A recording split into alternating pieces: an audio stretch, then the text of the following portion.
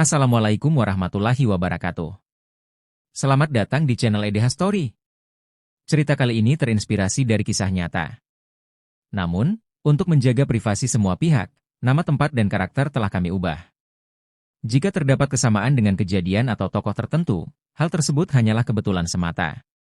Pastikan Anda menonton cerita ini sampai selesai agar tidak terjadi kesalahpahaman.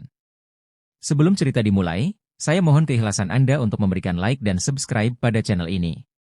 Semoga Anda selalu diberi kesehatan, kebahagiaan, dan kelancaran rezeki. Mari kita mulai kisahnya. Malam itu, Amin Rais duduk di hadapan kamera. Raut wajahnya tegas, penuh amarah yang telah lama ia pendam. Dengan nada tajam, ia mengungkapkan kekecewaannya terhadap pemerintahan Jokowi yang menurutnya telah berubah menjadi negara maling.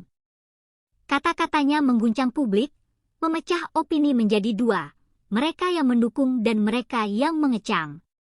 Di media sosial, video pidatonya menyebar seperti api yang membakar ranting kering. Para pendukungnya menyebutnya sebagai suara kebenaran, seorang tokoh reformasi yang tak gentar melawan ketidakadilan. Namun, di sisi lain, para pengkritiknya menganggap Amin hanya sedang melampiaskan kekecewaannya karena tak lagi berada dalam lingkaran kekuasaan. Amin sadar, kata-katanya bukan sekadar luapan emosi. Ia ingin membangkitkan perlawanan, menyalakan kembali api reformasi yang menurutnya mulai padam. Tapi, apakah rakyat masih percaya padanya? Ataukah ia hanya sedang bernostalgia dengan masa lalunya yang gemilang? Seruan Amin Rais membakar semangat banyak orang, terutama mereka yang merasa dikhianati oleh janji-janji reformasi. Di media sosial, perdebatan menggelegar. Sebagian menganggapnya sebagai suara kebenaran, sementara yang lain menilainya hanya sebagai pelampiasan dendam politik. Di jalanan, aksi-aksi demonstrasi mulai bermunculan. Para mahasiswa turun ke jalan, membawa spanduk bertuliskan, reformasi yang dikhianati. Namun, di balik semangat perlawanan itu, ada bisikan-bisikan lain, bisikan tentang kepentingan politik yang lebih besar.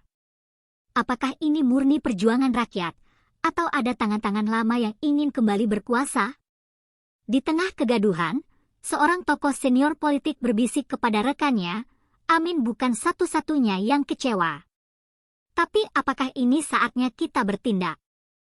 Kalimat itu mengisyaratkan bahwa yang terjadi lebih dari sekadar pidato emosional. Ini adalah bagian dari sesuatu yang lebih besar. Di sudut lain ibu kota, Guntur Romli duduk di depan ponselnya, mengetik pesan yang ditujukan langsung kepada Prabowo Subianto. Berhati-hatilah dengan Jokowi, tulisnya, memberi peringatan kepada presiden terpilih yang sebentar lagi akan dilantik. Politik, baginya, adalah permainan yang licik.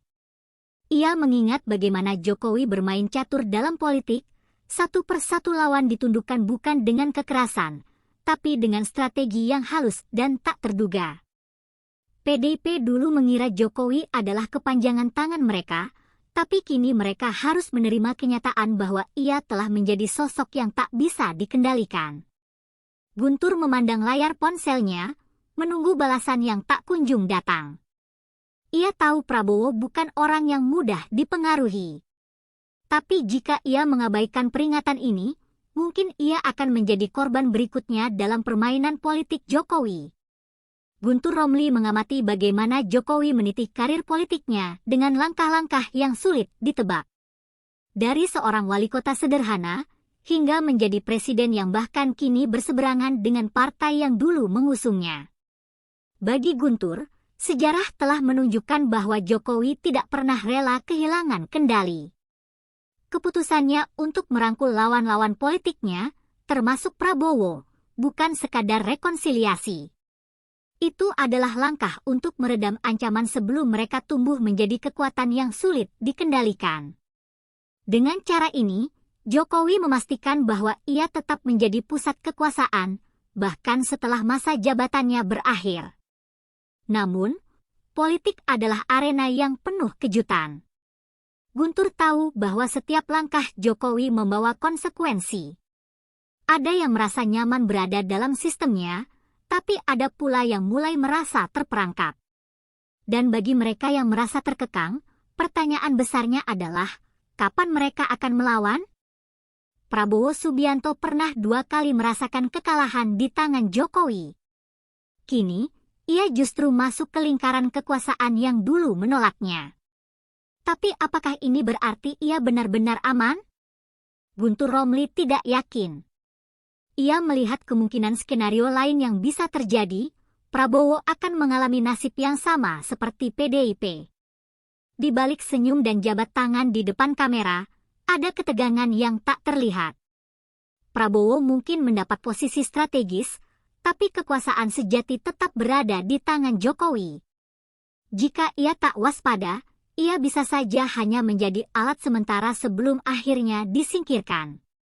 Di ruang kerjanya, Prabowo termenung. Ia tahu politik bukan soal balas dendam, melainkan soal bertahan. Tapi sampai kapan ia bisa bertahan dalam permainan yang aturannya ditentukan oleh orang lain? Mungkin sudah saatnya ia menyiapkan langkah berikutnya sebelum segalanya terlambat. Di sebuah ruangan tertutup, Jokowi bertemu dengan Hashim Joyo Hadikusumo. Tidak ada media yang meliput, tidak ada pernyataan resmi yang dikeluarkan. Tapi mereka yang memahami politik tahu, ini bukan sekadar pertemuan biasa. Ada sesuatu yang sedang disusun. Dalam pertemuan itu, Jokowi berbicara pelan, tetapi tegas. Kita harus memastikan transisi ini berjalan sesuai rencana. Tidak boleh ada kejutan, katanya. Hashim mengangguk, memahami maksud pembicaraan ini. Di luar, Prabowo mungkin percaya bahwa ia telah memenangkan segalanya, tapi di dalam ruangan ini, skenario lain sedang dirancang. Setelah pertemuan selesai, Hashim keluar dengan ekspresi datar. Tidak ada yang tahu isi percakapannya dengan Jokowi, tapi getaran perubahan mulai terasa. Beberapa orang yang hadir secara tidak langsung mendengar satu kalimat yang terngiang-ngiang di kepala mereka, kekuasaan tidak boleh berpindah begitu saja. Kabar pertemuan itu bocor ke media sosial. Banyak yang berspekulasi bahwa Jokowi sedang menyiapkan langkah berikutnya untuk memastikan pengaruhnya tetap kuat di pemerintahan Prabowo. Tapi pertanyaannya, apakah Prabowo mengetahuinya? Di grup WhatsApp para elit politik, diskusi memanas. Beberapa orang menduga Jokowi ingin mempertahankan kendalinya di balik layar, sementara yang lain menganggap ini sebagai strategi untuk melemahkan Prabowo sejak awal. Sementara itu, para pendukung Prabowo mulai merasa cemas. Apakah ini berarti presiden terpilih mereka hanya akan menjadi boneka? Di istana, Jokowi duduk santai sambil membaca laporan tentang reaksi publik. Ia tersenyum tipis. Baginya, spekulasi dan ketakutan adalah alat yang ampuh. Biarkan mereka menebak-nebak, biarkan mereka cemas. Karena dalam politik, mereka yang terlalu banyak berspekulasi seringkali kehilangan kendali atas kenyataan. Malam itu, dalam gemuruh tepuk tangan, Gibran Rakabuming Raka resmi diumumkan sebagai wakil presiden terpilih.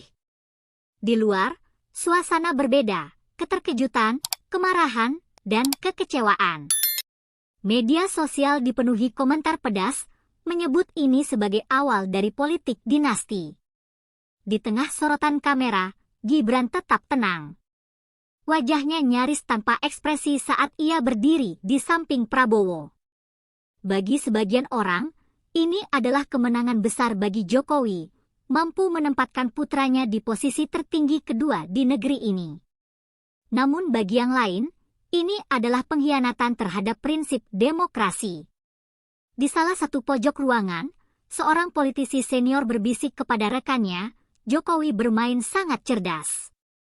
Dia memastikan bahwa meskipun tak lagi menjabat, kekuasaannya tetap bertahan. Sementara itu, di luar gedung, sekelompok demonstran mulai meneriakkan kata-kata yang menggema, reformasi telah mati. Amin Rais menggeleng pelan saat menyaksikan berita pengangkatan Gibran. Negara ini akan menjadi bahan tertawaan dunia, gumamnya. reformasi yang ia perjuangkan tampak semakin tak dihargai. Ia teringat bagaimana dulu ia dan rekan-rekannya berjuang untuk membangun sistem politik yang lebih transparan, lebih demokratis. Tapi kini, ia melihat bagaimana aturan bisa diubah dengan begitu mudah hanya demi kepentingan keluarga seorang presiden. Ia merasa perjuangannya dikhianati oleh generasi yang seharusnya melanjutkannya. Dalam hatinya, Amin Rais tahu bahwa ia tidak bisa tinggal diam. Ia masih memiliki pengaruh, masih bisa bersuara. Tapi apakah rakyat masih mau mendengarkannya? Atau apakah mereka telah lelah, pasrah menerima kenyataan bahwa demokrasi hanyalah ilusi? Di layar televisi, seorang analis politik berbicara, ini bukan sekadar tentang Gibran. Ini adalah preseden berbahaya bagi demokrasi kita. Perubahan aturan yang membuka jalan bagi Gibran dianggap sebagai bukti nyata bahwa hukum bisa diubah demi kepentingan segelintir orang. Di berbagai sudut negeri, diskusi terjadi. Ada yang menolak, ada yang pasrah, dan ada yang justru melihat ini sebagai kesempatan baru. Sementara itu, di ruang-ruang tertutup, para politisi mulai menghitung langkah mereka. Apakah ini awal dari era baru? Ataukah ini hanyalah kelanjutan dari pola lama yang terus berulang? Di istana, Jokowi duduk di kursinya, menatap jauh keluar jendela. Ia tahu, badai akan datang. Tapi ia juga tahu satu hal, dalam politik, yang terpenting bukanlah bagaimana badai itu datang, melainkan siapa yang tetap berdiri setelah badai berlalu. Media sosial semakin panas. Tagar tentang politik dinasti merajai trending topik. Pendukung Jokowi bersikeras ini adalah demokrasi yang sah, sementara oposisi menyebutnya sebagai penghinaan terhadap sistem politik Indonesia. Perdebatan terjadi di mana-mana, di Twitter, Facebook, hingga grup WhatsApp keluarga. Di antara kebisingan itu, muncul berbagai analisis dan teori. Ada yang menyebut ini sebagai langkah strategis Jokowi untuk memastikan pengaruhnya tetap kuat setelah lengser. Ada pula yang menuduh ini sebagai awal dari monarki terselubung di republik ini. Namun, di sisi lain, tidak sedikit yang menertawakan kegaduhan ini, menganggapnya hanya sebagai riak kecil dalam politik Indonesia yang memang selalu penuh kejutan. Di balik layar, tim media Jokowi bekerja tanpa henti. Mereka menyebarkan narasi bahwa Gibran adalah sosok muda yang membawa angin segar, seseorang yang bisa mewakili generasi baru dalam politik. Di saat yang sama, akun-akun anonim mulai menyerang lawan-lawan politik yang paling vokal, membuat perang informasi semakin liar. Di warung-warung kopi dan ruang diskusi, satu pertanyaan terus diperdebatkan, apakah Gibran benar-benar siap memimpin, atau ia hanya bidak dalam permainan politik yang lebih besar? Banyak yang meragukan pengalaman Gibran. Karir politiknya masih seumur jagung, dan tiba-tiba ia sudah berada di kursi tertinggi kedua di negeri ini. Namun, para pendukungnya berdalih bahwa pengalaman bukanlah satu-satunya faktor penting, yang lebih utama adalah kemampuan beradaptasi dan visi yang kuat. Namun, skeptisisme tetap ada. Beberapa pengamat politik mengingatkan bahwa pemimpin yang lemah akan mudah dikendalikan oleh kekuatan di balik layar. Jika benar Gibran hanya menjadi simbol, maka siapa sebenarnya yang akan memegang kendali pemerintahan? Pertanyaan ini terus menggelayuti benak banyak orang, tetapi jawabannya masih samar. Di dalam istana, Jokowi tetap tenang. Ia tahu badai kritik akan datang, tapi ia juga tahu satu hal, selama kendali tetap ada di tangannya, tidak ada yang perlu dikhawatirkan. Dengan Gibran di posisi strategis, ia memastikan pengaruhnya tak akan pudar. Setiap langkah telah diperhitungkan dengan cermat. Penempatan orang-orang loyal di berbagai posisi kunci, pembentukan opini publik melalui media sosial, hingga strategi meredam oposisi, semua berjalan sesuai rencana. Bagi Jokowi, ini bukan sekadar tentang politik dinasti. Ini adalah tentang kesinambungan kekuasaan, memastikan bahwa kepentingan dan warisannya tidak lenyap begitu saja setelah ia meninggalkan istana. Di balik layar, timnya terus mengawasi pergerakan politik lawan-lawan mereka. Setiap langkah oposisi dipelajari, setiap kelemahan dianalisis. Jokowi bukan hanya bermain catur politik, ia memastikan bahwa ia selalu satu langkah di depan semua orang. Oposisi terus berusaha mencari celah, tapi Jokowi sudah lebih dulu mengunci setiap kemungkinan serangan. Para loyalisnya telah ditempatkan di posisi-posisi kunci. Setiap langkah oposisi tampak seperti percuma. Beberapa politisi senior yang dulu lantang bersuara kini mulai memilih diam. Mereka sadar bahwa melawan Jokowi berarti menghadapi jaringan kekuasaan yang begitu kuat dan terstruktur. Bahkan ketika mereka mencoba mengkritik, narasi mereka dengan cepat dipatahkan oleh media atau ditenggelamkan oleh serangan balik di dunia maya. Di ruang tertutup, para pemimpin oposisi duduk dalam kebingungan. Kita harus menemukan cara baru, kata salah satu dari mereka. Namun, pertanyaannya tetap sama, bagaimana melawan seseorang yang telah mengendalikan hampir semua aspek politik di negeri ini? Di layar-layar televisi, tajuk utama memenuhi setiap sudut, Jokowi kembali menunjukkan dominasi. Oposisi yang selama ini lantang bersuara tiba-tiba terbungkam oleh manuver tak terduga. Sebuah kebijakan besar diumumkan, sebuah program ekonomi yang diklaim sebagai terobosan untuk memperbaiki kondisi bangsa. Publik yang sebelumnya marah mulai teralihkan. Media sibuk membahas kebijakan ini, meninggalkan isu politik dinasti di belakang. Seperti yang sudah sering terjadi, Jokowi sekali lagi membuktikan bahwa ia tidak hanya bertahan dalam badai, tetapi juga mampu mengendalikannya.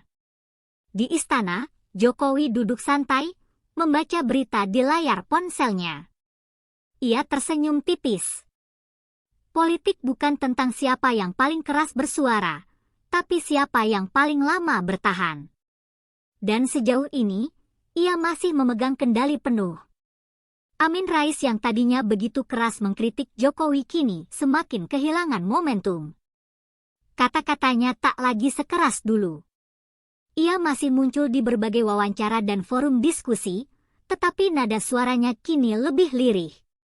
Bukan karena ia kehilangan keyakinan, tetapi karena ia menyadari bahwa semakin sedikit orang yang benar-benar mendengarkannya. Di media sosial, opini masyarakat telah bergeser.